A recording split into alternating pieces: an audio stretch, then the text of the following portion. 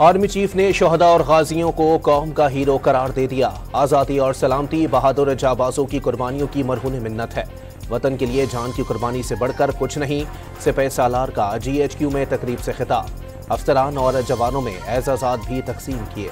आज़ाद कश्मीर के बासियों का एहतजाज रंग ले आया। सस्ती बिजली और सस्ते आटे का मुतालबा मंजूर। 100 तक यूनिट बिजली की कीमत में 3 रुपये फी किलोवाट आवर होगी। 20 किलो आटे का थैला 1000 रुपये में दस्तयाब होगा। वज़ीर आज़म आज़ाद कश्मीर कश्मीरियों अवाम को रिलीफ देने पर हुकूमत पाकिस्तान के शुक्रगुजार।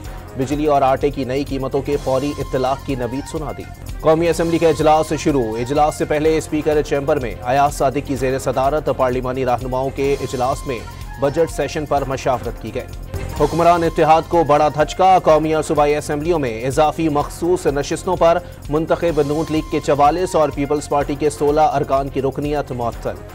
वज़ीर आज़म शहबाज शरीफ नून लीग की सदारत से मुस्ताफ़ी। तलाल चौधरी ने तस्दीक कर दी।